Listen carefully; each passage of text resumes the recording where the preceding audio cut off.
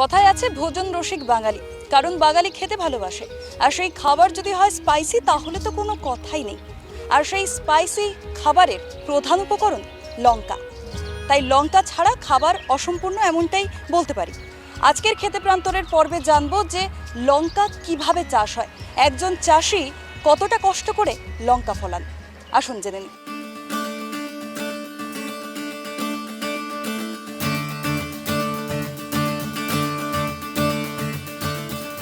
এই যে দেখছেন বিঘার পর বিঘা লঙ্কার জমি, ফলে রয়েছে লাল সবুজ লঙ্কাও।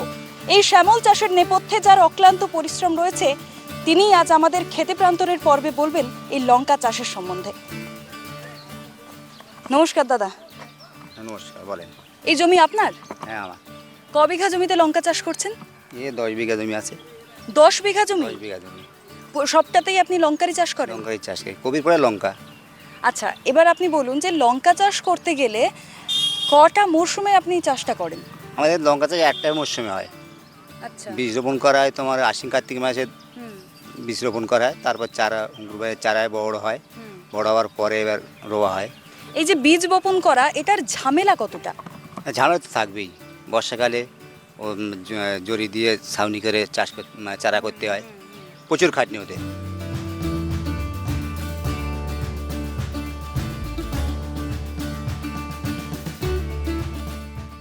মোটের উপর যা শুনলাম, আপনার বীজ বপন থেকে চারা রোপণ সবটাই খুব ঝামেলার কাজ। খুবই কষ্টের কাজ, মানে চাহিদার প্রচুর কষ্ট করতে হয়। যা আমরা মেহনত করি চারায় বা যা ফসল ফলা যে মেহনত করে, সেই হিসেবে কিন্তু আমরা বাজার পাচ্ছি না। চাষ হচ্ছে ভালো, ফসল ফলছে ভালো, কিন্তু বাজারের দিক থেকে আমরা অনেকই কম পাচ্ছি। লঙ্কার বীজ রোপণ এক সময় সাপেক্ষ কাজ। এর জন্য প্রথমে একটি 15 সেন্টিমিটার উঁচু বেড তৈরি করতে হয়। এরপর আঙুল দিয়ে ডোরা তৈরি করে দিতে হয় বীজ। লঙ্কা একবার ফলে যাওয়ার পর বিঘাভর্তি জমিটা দেখতে যতটা সুন্দর লাগে, লঙ্কাটা ফলাতে কিন্তু ততটাই কষ্ট হয়। রয়েছে জলবায়ুর সমস্যা, রয়েছে বীজ বপন, চারা রোপণ, আরও অনেক কিছু। তার সাথে আবার আলাদাভাবে রয়েছে পোকা লাগার ভয়। এই সব কিছু থেকে বাঁচিয়ে রাখতে হয় লঙ্কাকে। তারপরেও যদি বাজারে দর না পায়, ফসল ভালো ফলাতে কিংবা পোকামাকড় প্রতিরোধ করতে বিকল্প নেই কীটনাশকের।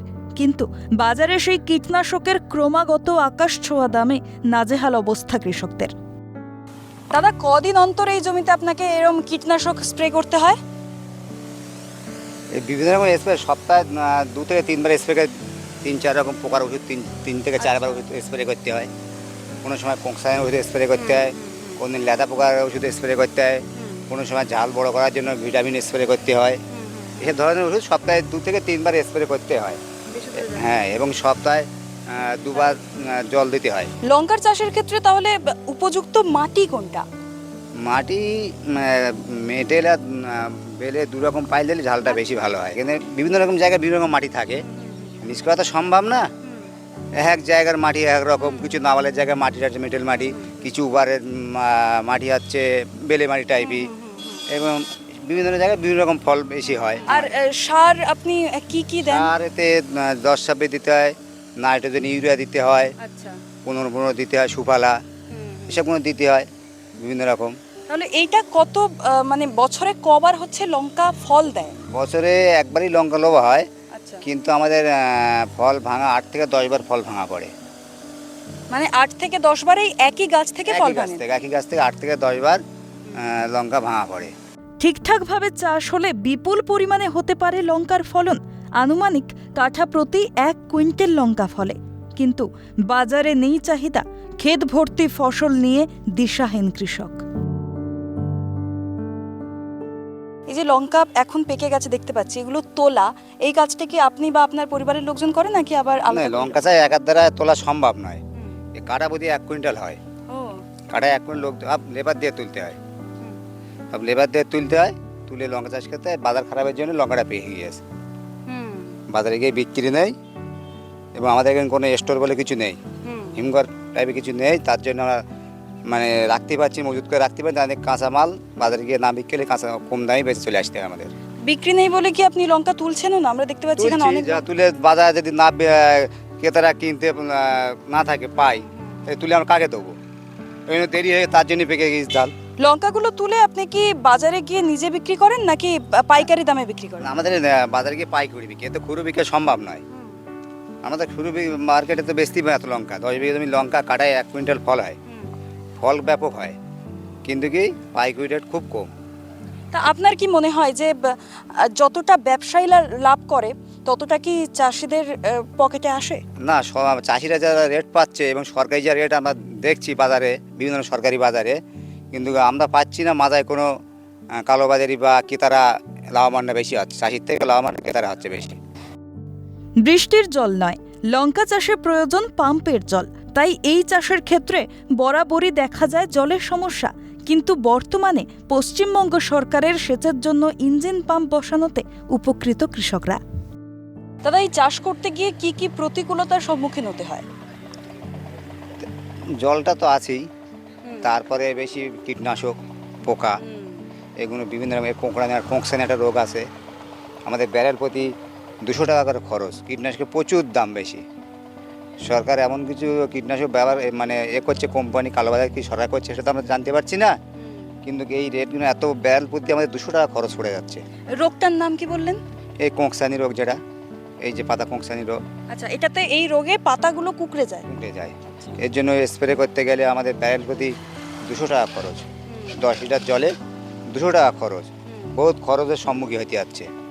আরও বিভিন্ন ছিদ্রকারী পোকা, লেদা পোকা যাকে বলা হয়, সে পোকা আছে, মাকড় আছে, সবটা এক এক রকম ওষুধ দিতে প্রচুর আমরা খরচের সম্মুখীন হচ্ছে। আমরা এত পরিমাণ কীটনাশকের দাম বেড়ে গিয়েছে, তাতে আমাদের চাষ করা খুব কষ্টদায়ক মনে হয়। দাদা, জলবায়ুটা কেমন দরকার? মানে বৃষ্টি কতটা পরিমাণ হলে ভালো হয়, বা রোদ? গাছের বৃষ্টি এলে খুব ভালো হয় না, এটা আমাদের সেচে মানে শ্যালোর জল দিলে খুবই ভালো হয়। আর এটা ঠান্ডা এবং মিডিয়াম গরম থাকলেই ভালো হয়, খুব গরম পড়ে গেলে খারাপ হয়ে যায়। এটা কিছু ঠান্ডা কিছু গরম, মানে অল্প অল্প থাকলে, তাপমাত্রা ঠিক সমঝোতা থাকলে জালটা ভালো হয়। জলের এটা খুব একটু কষ্ট একটু কমেছে। সরকার যেহেতু কারেন্টে মোটর লাইনটা দিয়েছে, আগে ছিল না। এখন ওই মমতা ব্যানার্জি সরকার এসে, মমতা ব্যানার্জি মামাটি সরকার আসার পরে চাষিদের একটু দিকে মুখ ফিরে চেয়েছে, তার জন্য একটু আমরা লাভবান হচ্ছি এবং কৃষক বন্ধু বিভিন্ন রকম দিচ্ছে বলে তাতে কিছু খরচা পাচ্ছি আমরা। মাসে কত টাকা পান? মাসে বছরে একর প্রতি 10,000 টাকা দেয়। আচ্ছা, একর প্রতি 10,000 টাকা দেয়। একর প্রতি 10,000 টাকা? হ্যাঁ, এটা দুবারে দেয়। কেন্দ্র সরকার থেকে কোনো এরকম স্কিম আছে? না, কেন্দ্র সরকার কিছু নেই তো। কেন্দ্র সরকার আমাদের রাজ্য সরকার টাকা আরও বন্ধ করে দিচ্ছে, আরও কিছু দিচ্ছে না। বিভিন্ন রকম দিলে আরও আমাদের হয়তো কিছু দিতে পারতো, কিন্তু কিছুই দিচ্ছে না তো। কিন্তু কৃষকরা চাষে তখনই উৎসাহ পাবে যখন তারা লাভবান হবে। আমাদের পশ্চিমবঙ্গের চিত্রটা একটু অন্য দেখতে পাচ্ছি, যে যারা চাষ করছে তারা এটা ভেবেই দিন কেটে যাচ্ছে যে ভালো দিন কবে ফিরবে। ঠিক যেমন আশায় বাঁচে চাষা। ক্যামেরায় সুরজিতের সঙ্গে পায়েল, ক্যালকাটা নিউজ।